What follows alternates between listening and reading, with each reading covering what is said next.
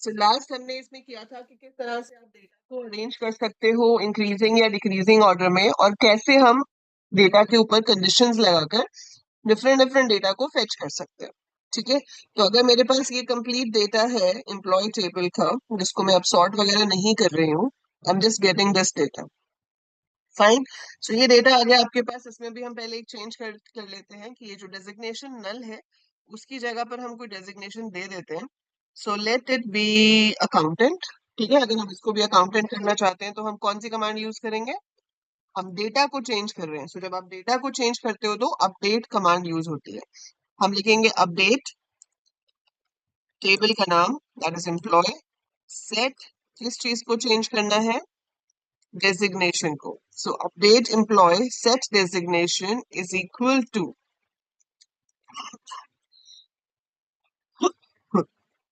accountant where designation is null. Now if you see, आपका ये data आ गया। ठीक है, अब देखो यहाँ पर बहुत सारे एम्प्लॉयज हैं। आप यहाँ पे देखना चाहते हो कि एवरेज सैलरी कंपनी की कितनी है। ठीक है, अगर आप एवरेज सैलरी देखना चाहते हो तो we have a function defined जिसका नाम है एबीजी। आपने यहाँ पे लिखा एबीजी सैलरी फ्रॉम एम्प्लॉय, तो आपके पास एवरेज सैलरी आ गई। अगर आपको टोटल देखना होता कि कितनी सैलरी पे की जा रही है तो आप यहाँ पर इस एबीजी की जगह सम नाम के फंक्शन का इस्तेमाल कर सकते थे और वो सारी सैलरीज का टोटल करके दिखा देता हूँ। तो इन चीजों को, ये जो हम यहाँ लिख रहे हैं, इन्हें हम ग्रुप फंक्शंस कहते हैं। सो ग्रुप या फिर एग्रीगेट फंक्शंस। ठीक है, मल्टी रो फंक्शंस भी बोल सकते हैं। तो ये मल्टीपल वैल्यूज पे काम करते हैं और आपको एक रिजल्ट देते हैं। अगर आपको मिनिमम सैलरी चाहिए तो आप मिन लिख सकते हो, मैक्सिमम चाहिए तो मैक्स लिख सकते हो। अब आप देखोगे जो रिजल्ट वो दिखा रहा है उसकी हेडिंग में मिन सैलरी मैक्स सैलरी लिखा हुआ है। हम चाहे तो यहाँ पर अलाइसिस दे सकते हैं। अलाइसिस मतलब another name for the column. जैसे मैंने लिख दिया एज लोएस्ट सैलरी। ठीक है, बीच में स्पेस है इसलिए डबल कोट्स देना जरूरी है, अदरवाइज डबल कोट जरूरी नहीं होता। और फिर मैंने लिख दिया as highest salary and we press enter. So lowest salary is 28,000, highest salary is 78,000। ठीक है, तो अब आप देख रहे हो कि जो हेडिंग्स आ रही है ना, if you could see the headings, तो हेडिंग्स में पहले क्या आ रहा था, यहाँ पे देखोगे तो पहले हेडिंग थी मिन सैल मैक्स सैल, अब क्या है लोवेस्ट सैलरी हाईएस्ट सैलरी। ठीक है, so we are getting it like this. समझ में आया? This is called alias. ठीक है, अलायस मींस निकनेम, जैसे हम पाइथन में भी देते हैं। So it's just a nickname for the existing value. Fine. अब हमारे पास ये जो हमने यहाँ पे यूज किए, इन्हें आप क्या कहते हो? Aggregate functions. प्रीडिफाइंड फंक्शंस है जो कि एक काम कर रहे हैं, so इनको एग्रीगेट फंक्शंस भी कह सकते हैं। मल्टीपल रोज पे काम कर रहे हैं तो इनको मैं मल्टी रो फंक्शंस भी बोल सकती हूँ। इनको मैं ग्रुप फंक्शंस भी बोल सकती हूँ because they are working on multiple rows. और सिर्फ 5 है हमारे पास। एवीजी जिसका काम है एवरेज कैलकुलेट करना, सम जिसका काम है टोटल करना, मिन इसका काम है मिनिमम वैल्यू निकालना, मैक्स मैक्सिमम मतलब सबसे बड़ी वैल्यू निकालना, and we have one more जिसका नाम है count. Count is to count the number of rows. अब ये काउंट एक ऐसी चीज है कि इसके ऊपर 100% एक क्वेश्चन आता ही आता है, तो वो दिखाती हूँ कि कैसे और क्या आता है। ठीक है, बट सबसे पहले एवीजी स्टैंड फॉर एवरेज। ठीक है, आप न्यूमेरिक वैल्यूज की ही एवरेज निकाल सकते हो, जो आपके पास वैरकैर है या डेट है उसकी एवरेज नहीं निकल सकती है ना। सो अगर हम एवरेज निकाल रहे हैं तो एवरेज सिर्फ न्यूमेरिक वैल्यूज की ही निकल सकती है। सिमिलर वे सम जो आप निकालोगे वो भी न्यूमेरिक वैल्यूज का ही हो। ठीक है, मिन मैक्स ये स्ट्रिंग्स का भी हो सकता है, डेट्स का भी हो सकता है, न्यूमेरिक वैल्यूज का भी हो सकता है। कैसे? जैसे अगर आपके पास नंबर्स हैं तो सबसे छोटा जो नंबर है वो मिनिमम हो गया है ना। अगर आपके पास डेट है तो जितनी पुरानी डेट होगी वो आपकी सबसे छोटी डेट मानी जाएगी। जितनी लेटेस्ट डेट होगी वो आपकी सबसे बड़ी डेट मानी जाएगी। नाउ अगर मैं टेक्स्ट ले लूं, जैसे मैंने नेम ले लिया, select min name comma maths name from employ. So min name में क्या आ गया? अरविंद। मैथ्स नेम में क्या आ गया? रोहन। क्यों? क्योंकि ए पहले आता है। अल्फाबेटिकल ऑर्डर में अगर आप देखोगे तो ए बी सी डी अगर मैं देखूं तो ए कहीं पहले आता है और आर कहीं बाद में आता है। तो इसलिए अरविंद जो है वो पहले आया मिनिमम में, और रोहन जो है वो आपका बाद में आया। ठीक है। सो मैक्सिमम होगी, सबसे पुरानी डेट आपकी मिनिमम होगी, सबसे बाद की डेट जो होगी वो आपकी मैक्सिमम। ठीक है। लेकिन सम और एवरेज सिर्फ न्यूमेरिक वैल्यूज पे काम करते हैं। अब काउंट का क्या रोल है? काउंट का रोल है टू काउंट द वैल्यूज। जैसे आपने लिखा select count name from employ, 6 names. ठीक है। किसी भी कॉलम का नाम दोगे सेम ही आएगा। आप काउंट सैलरी करोगे तो भी इतना ही आएगा। नाउ ये इकलौता फंक्शन है, टी रहेगा। ये इकलौता फंक्शन है जिसकी ब्रैकेट्स में आप कोई कॉलम का नाम ना लिख के स्टार लिख सकते हो। आप सम के साथ ब्रैकेट में स्टार नहीं लिख सकते, आप एवरेज के साथ ब्रैकेट में स्टार नहीं लिख सकते, मिन मैक्स के साथ नहीं लिख सकते। सिर्फ काउंट एक ऐसा फंक्शन है जिसकी राउंड ब्रैकेट्स में मैं स्टार दे सकती हूँ। That means I have to count the number of rows. Last year question आया था, which of the following cardinality of the table. तो कार्डिनैलिटी ऑफ द टेबल किससे दिख रही है? इसी कमांड से ना। सिलेक्ट काउंट ब्रैकेट में star from employ will show you the number of rows. तो ये एक तरह से क्या शो करेगा हमेशा आपको कि आपके पास रोज कितनी है। So it will always show the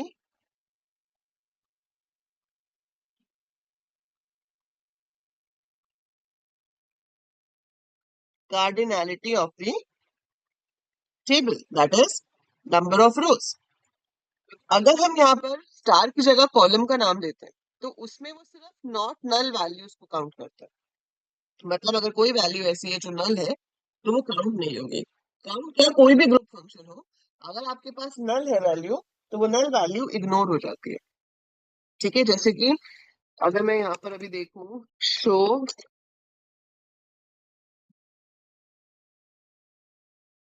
tables, मेरे पास ये एक एम्प डी करके टेबल भी है, देखते हैं इसमें क्या है।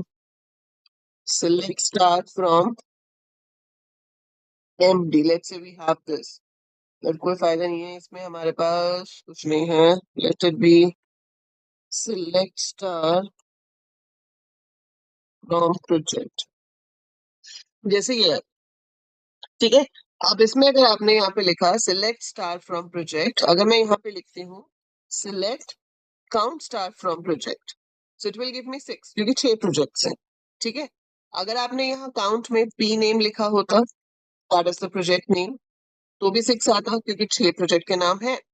लेकिन उसके बाद बजट में यहाँ पे नल है, मैनेजर में यहाँ पे नल है, लोकेशन में यहाँ पे नल, मतलब कहीं ना कहीं नल है। तो अगर मैं यहाँ पर मैनेजर पे लिख देती हूँ select count,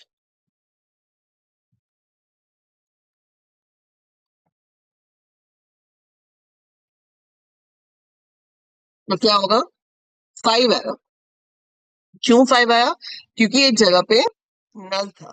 so this is another type of question which comes in the exam, कि आपको खुद ही बताएंगे कि एक टेबल है, उस टेबल पे हमने कमांड चलाई select count P name from project, जिसका आंसर 6 आया, और एक और कमांड चलाई select count manager from project, जिसका आंसर 5 आया। बताओ क्यों? Justify your answer. जस्टिफाई इसका क्या होगा? इसकी जस्टिफिकेशन यही होगी कि भाई आपके पास टोटल रोज कितनी है? 6, लेकिन उसमें से किसी एक में जो मैनेजर है वो नल है। So it is 5 since one of the rows has null in the manager column, और जो नल है वो काउंट नहीं होता है। ठीक है। सो ये चीज आपको हमेशा ध्यान में रखनी है कि जो नल वैल्यू है वो आपकी कभी भी यूज नहीं होगी इन योर कैलकुलेशंस। ठीक है। सो वो कभी भी यूज नहीं होगी। अगर आप यहाँ पर सम एवरेज वगैरह भी निकाल रहे हो तो वहां पे भी नहीं होगी। जैसे आपने अभी ये देखा, आप यहाँ पे बजट निकालना चाहते हो एवरेज, एवरेज बजट देखो सम करोगे तो वैसे ही नल तो जीरो कंसिडर हो जाएगा, सम के केस में तो कोई फर्क नहीं पड़ता। बट अगर आप एवरेज भी निकालते हो यहाँ पर, आप निकालते हो सिलेक्ट एवरेज बजट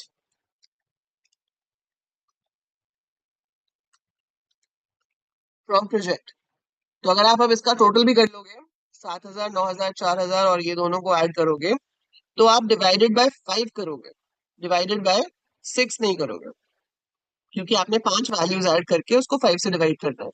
सिक्स वाले गिनते ही नहीं है, सिक्स वाला काउंट नहीं होता है, राइट, सिक्स वाला काउंट नहीं होता है। That is how it works.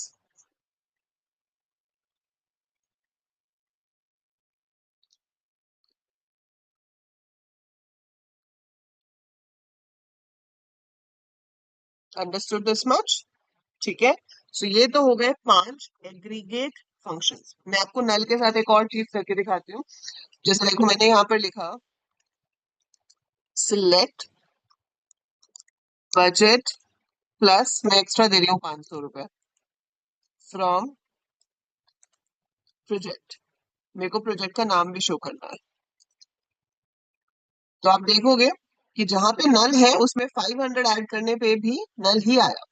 So null के साथ कोई भी ऑपरेशन हम परफॉर्म करेंगे, नल के साथ प्लस करो, मल्टीप्लाई करो, कुछ भी करो, it will always give you a null result. So null के ऊपर कोई ऑपरेशन परफॉर्म नहीं होता है।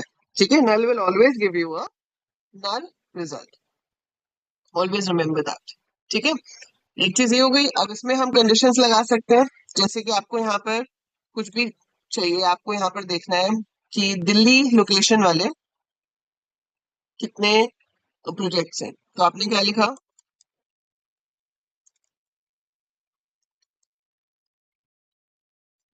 select star from project where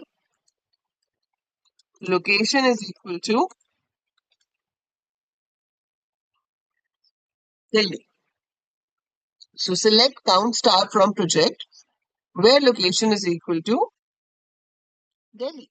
ऐसे ही अगर आप मुंबई वाले देखना चाहते थे तो ये मुंबई वाले आ गए।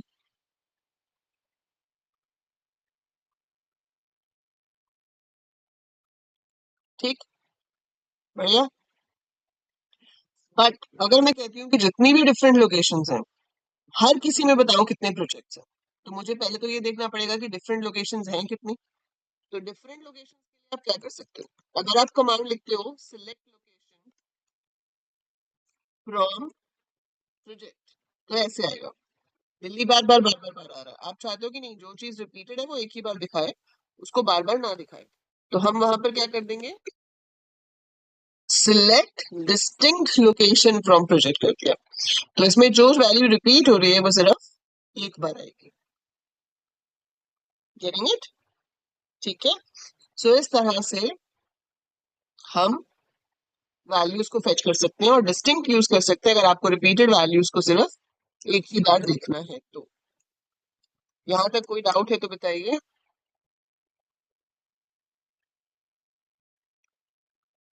Update project set location,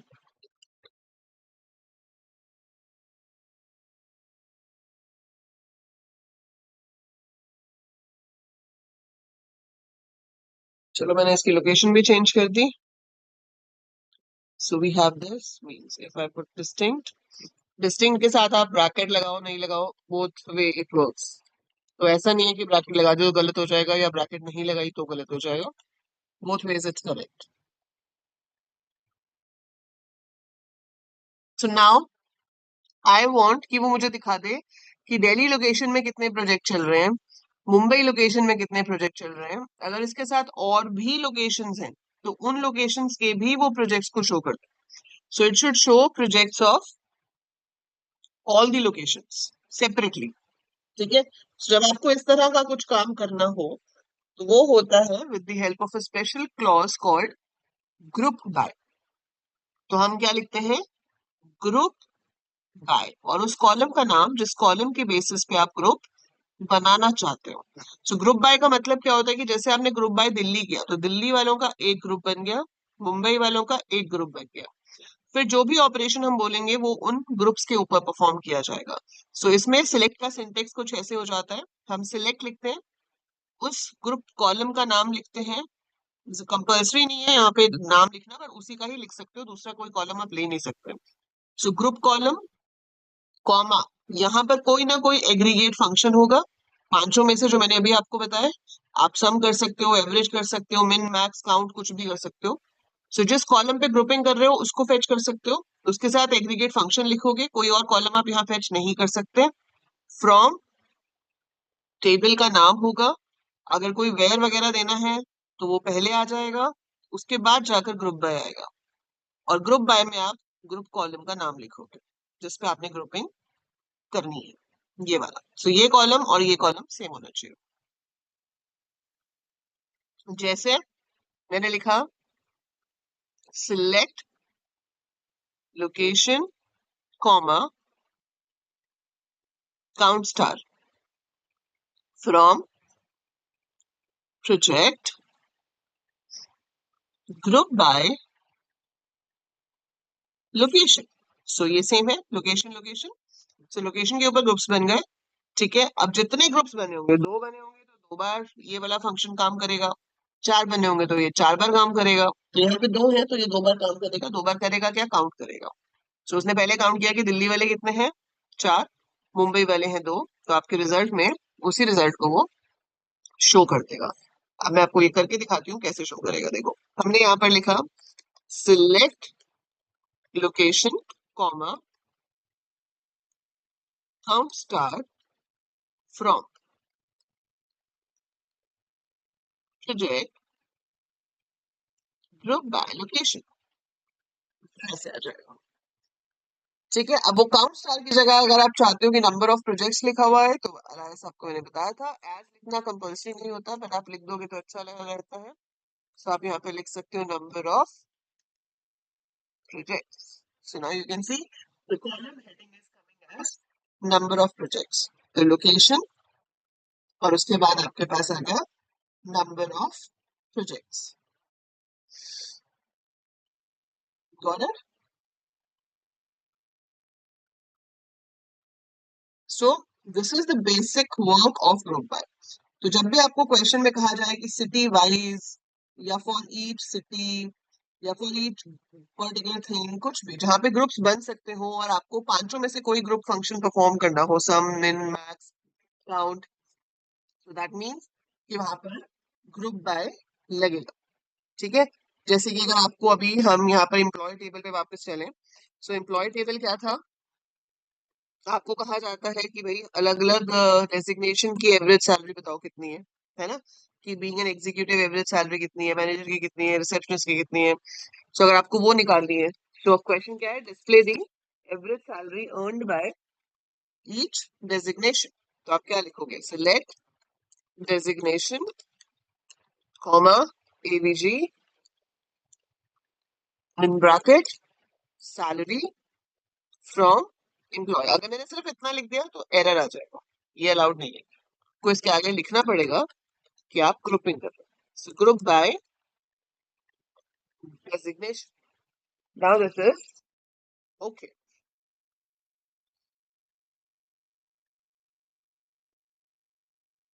right? So designations आ गई सारी अलग अलग, उनकी एवरेज सैलरी आ गई। आप ऐसे ही सम निकाल सकते हो, मिनिमम मैक्सिमम निकाल सकते हो, व्हाटएवर यू फील लाइक। पांचों में से कोई भी ग्रुप फंक्शन हम यहाँ पर अप्लाई कर सकते हैं and we will get the result accordingly.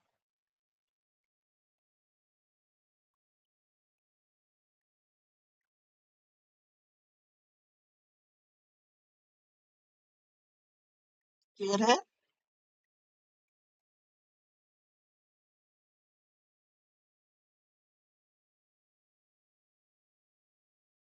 So that is the purpose of group by clause, ठीक है। ये आपके ग्रुप बाय क्लॉज का पर्पस हो गया। आपको यहाँ पे कहा जाता है कि हर डिपार्टमेंट में बताओ कि कितने इंप्लॉयज काम करते हैं। हर डिपार्टमेंट में कितने इंप्लॉयज काम करते हैं, तो मैं क्या करूंगी, select department number comma count star from employee group by department number. Field का नाम डिपार्टमेंट नंबर नहीं है, क्या है? डिपार्टमेंट आईडी है। So it should be department ID. So 10 और 40 दो ही डिपार्टमेंट है, एक में 4 लोग हैं, एक में 2 लोग हैं। ठीक है, so that is how we can use group by. अब ग्रुप बाय के साथ एक बहुत स्पेशल क्लॉज यूज होती है जिसे कहा जाता है having, right? So group by के साथ एक स्पेशल क्लॉज यूज होती है जिसे हम हैविंग कहते हैं। अगर आपको कोई ऐसी कंडीशन देनी है, जैसे कि आप यहाँ पर कुछ भी दिखाना चाहते हो एवरेज सैलरी, लेकिन आप चाहते हो कि एवरेज सैलरी सिर्फ उनकी आए जिसमें कम से कम एक से ज्यादा एम्प्लॉयज हो। ठीक है, आपको डेजिग्नेशन वाइज एवरेज सैलरी देखनी थी, बट सिर्फ वहीं पे जहां पर कम से कम एक से ज्यादा एम्प्लॉय हो ना, अकेले की एवरेज क्या निकलेगी? So if you want to do that, तो आप इसके साथ अगर लगाते हैं वेयर काउंट ऑफ एम्प्लॉयज मतलब count star is greater than 1, error आ जाएगा, वेयर लगा नहीं सकते। ऐसे लिखोगे तो भी एरर आएगा, तो यहाँ क्या लगाना पड़ेगा? हैविंग। हमारे पास मैनेजर एक था, रिसेप्शनिस्ट एक थी, तो वो नहीं आया। ठीक है, एग्जीक्यूटिव और अकाउंटेंट आ गए। आप इसके साथ साथ दिखाना चाहते हो कि वो कितने हैं, तो हम वो भी दिखा सकते हैं। सो ये दो थे। ठीक है, वो एक एक थे, वो नहीं आए। But the main thing is कि जब भी ग्रुप बाय के साथ कंडीशन लगती है और उस कंडीशन के अंदर एक ग्रुप फंक्शन यूज हो रहा होता है, आप उसके अंदर मिन मैक्स एवरेज काउंट कुछ भी ऐसा यूज कर रहे हो, तो वो कंडीशन वेयर के साथ नहीं लग सकती। So where has this restriction कि वेयर क्लॉज के साथ हम कभी भी किसी भी एग्रीगेट फंक्शन का इस्तेमाल नहीं कर सकते। अगर आपको पांचों में से किसी भी एग्रीगेट फंक्शन को यूज करना है तो आपको हैविंग लगाना पड़ेगा। और हैविंग नॉर्मली लगता ही नहीं है, सिर्फ किसके साथ लगता है? ग्रुप बाय के साथ। ठीक है, और एक चीज हमेशा ध्यान में रखना कि हैविंग और वेयर के ऊपर जो डिफरेंस है, काफी रिपीटेड क्वेश्चन है, what is the difference between the where and having clause. तो डिफरेंस यही है कि वेयर जो है it is used to check condition on individual row. ठीक है, ये मैंने नोट्स में लिखा भी हुआ है, मैं आपको यहाँ पे भी एक बार बता देती हूँ।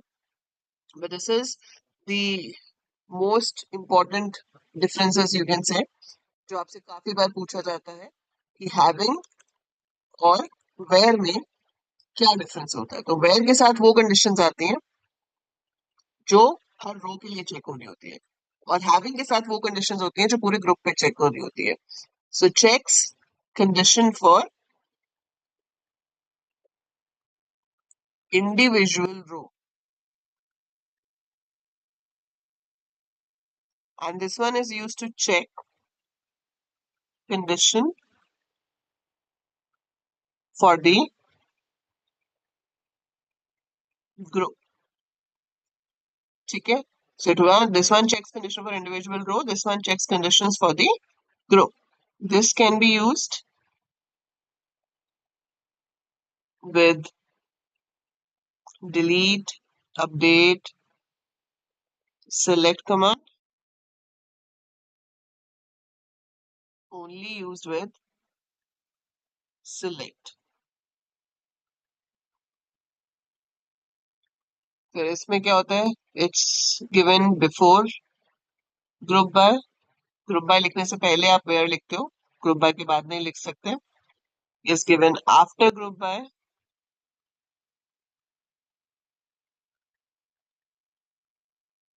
Can not use aggregate function in condition,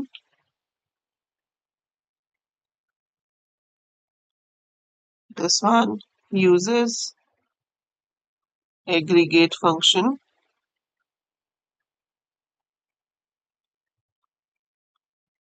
in condition, और बाकी आप इसमें एग्जाम्पल दे सकते हो। So 2 मार्क्स का क्वेश्चन आएगा theory में है कि what is the difference between where and having, और वाइवा में भी पूछा जा सकता है। So it's very important from both point of view, theory as well as practical. और इसका प्रैक्टिकल हम अभी करके देखते हैं, और ताकि आपको और अच्छे से समझ आए कि कहाँ कहाँ इसका यूज हो सकता है। ठीक है जी, चलें फिर प्रैक्टिस करने अब। ठीक है, सो लेट्स सी किस किस तरह के क्वेश्चंस हमारे पास पूछे जा सकते हैं ग्रुप बाय, हैविंग और एग्रीगेट फंक्शंस के ऊपर based. So here is your first question. Display the average balance of customers for male customers. इसमें आपको एवरेज बैलेंस ऑफ कस्टमर्स दिखाना है कस्टमर्स। तो इसका सही आंसर क्या होगा?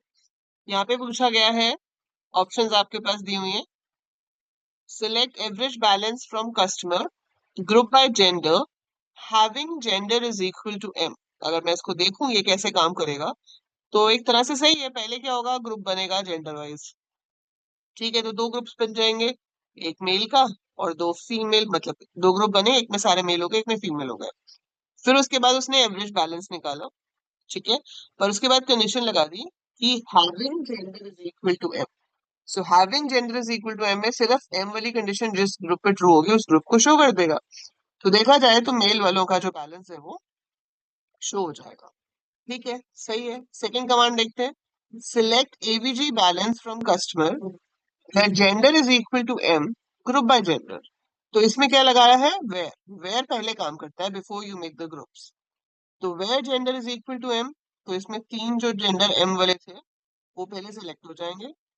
ठीक है, फिर उनमें से ग्रुप होगा, तो अब ग्रुप एक ही बनेगा क्योंकि पहले ही आपने एम वाले सिलेक्ट कर लिया। तो ग्रुप बाय जेंडर करोगे एक ही ग्रुप बनेगा, उसका एवरेज बैलेंस आ जाएगा। फिर है select average balance from customer where gender is equal to M. तो ये सबसे सिंपल कमांड है, लेकिन रिजल्ट तीनों का सेम आएगा। सो तीनों के केस में आपके पास एवरेज बैलेंस आ जाएगा मेल का, but this is the easiest command to do the same thing. हाँ, अगर मुझसे पूछा जाता कि मेल और फीमेल का अलग अलग बैलेंस बताओ, तो आप ग्रुप बाय लगाकर अलग अलग बैलेंस निकाल सकते थे। पर जब किसी एक का ही करना है तो हम सीधे कंडीशन लगा सकते हैं, select average balance from customer where gender is equal to M. Okay, display the number of male and female customers whose name starts with A। ठीक है, तो आपको मेल एंड फीमेल कस्टमर्स अलग अलग बताने हैं जिनका नाम ए से शुरू होता है।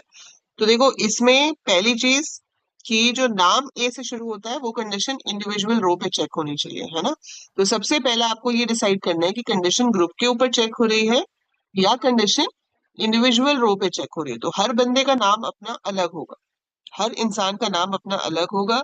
वो इंडिविजुअल रो है, वो ग्रुप का पार्ट नहीं है, मतलब वो ग्रुप पे बेस नहीं है, वो अपना खुद का नाम है सब किसी का।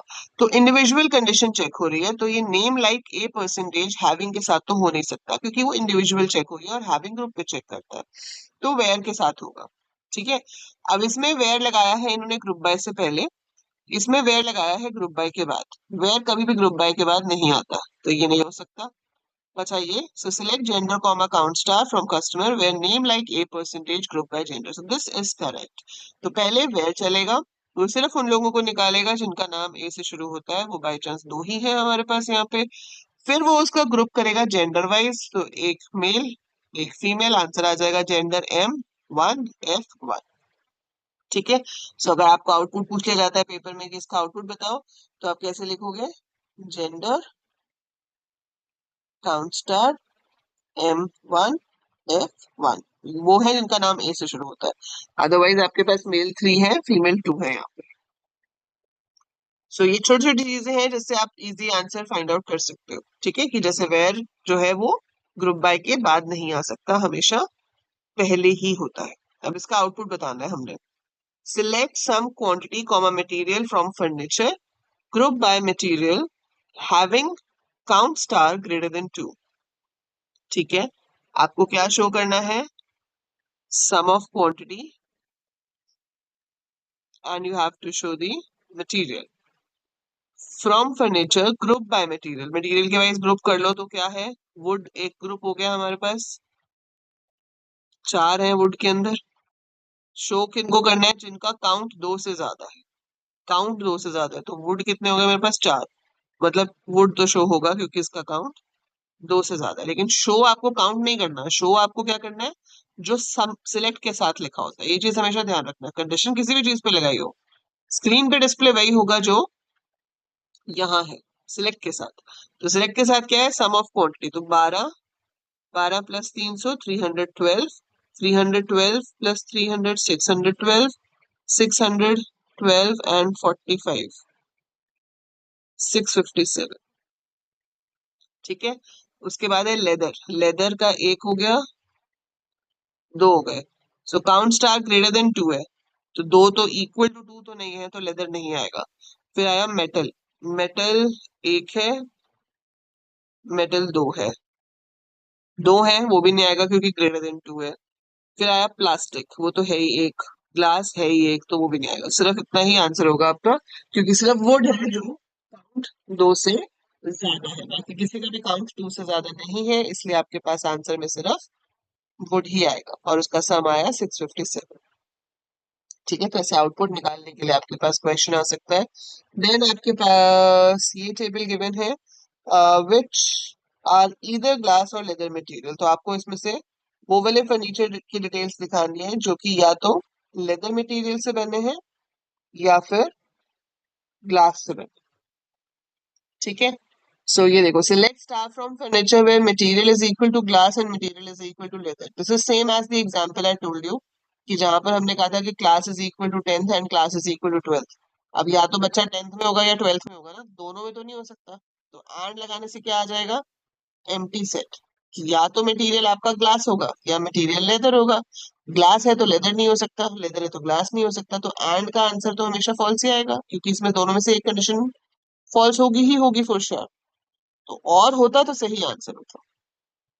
ठीक है, so select star from furniture where material is equal to glass और material is equal to leather. This is good.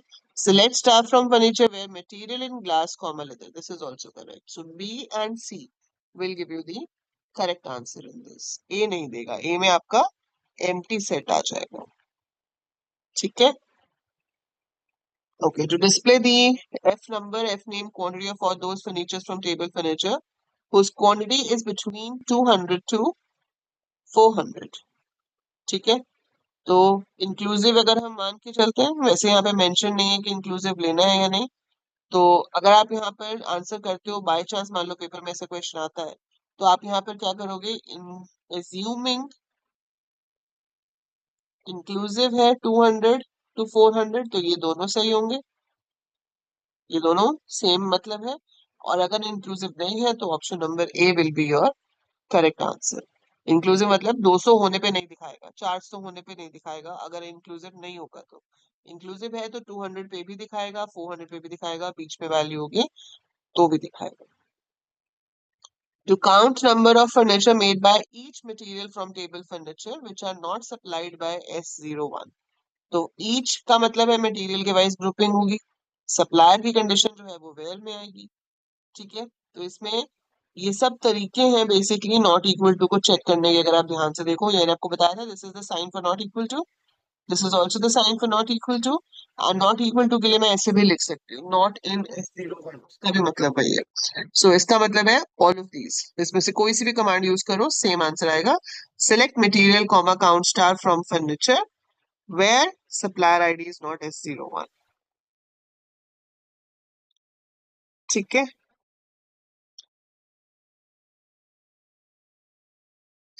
Order by, we know order by हमेशा एंड में होता है, तो इसलिए इसका आंसर ए जो है वो आपका करेक्ट है। ऑर्डर बाय कभी भी वेयर से पहले नहीं होता।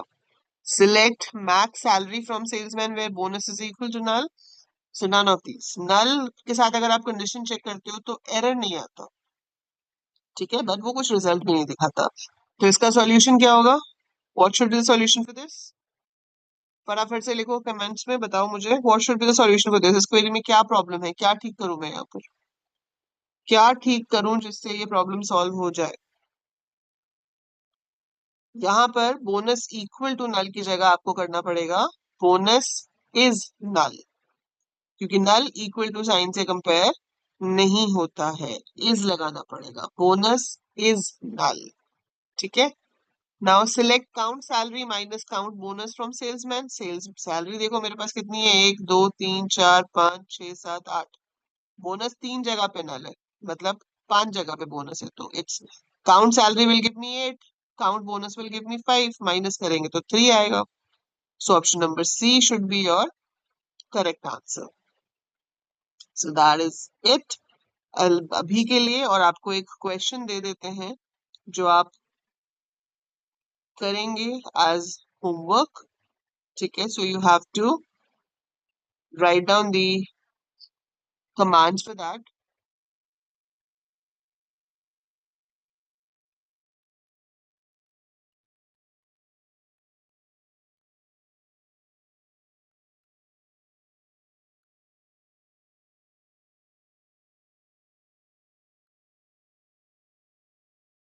ये वाला करो, जो क्वेश्चंस इसमें से आपसे हो पाएंगे you can take a screenshot and try to do this one. ठीक है जी, अगर कहीं ज्वाइन होगा वो आप स्किप कर सकते हो, बट बाकी आप करोगे। ज्वाइन जो नेक्स्ट क्लास में करेंगे। सो वी विल सी कि फॉरेन की जो हमारा कंस्ट्रेंट्स वाला टॉपिक भी रह गया था, so we will be learning about more constraints other than primary key. And foreign key constraint आपके पास यूज होगा for joining multiple tables and see कि दो टेबल्स आप कैसे आपस में लिंक करते हो, किस तरह से दो टेबल्स को जोड़ के हम डेटा फेच कर सकते हैं। That also we will learn over there. ठीक है, बट आप इसमें से जो क्वेरीज कर पाओगे वो करके मुझे व्हाट्सएप पे सबमिट करोगे। ठीक है, सो solve the answers, submit me on the WhatsApp, और जो लोग यूट्यूब पे देख रहे हैं आप कमेंट्स में इसके आंसर्स लिख सकते हैं। सो that is it for group by and having.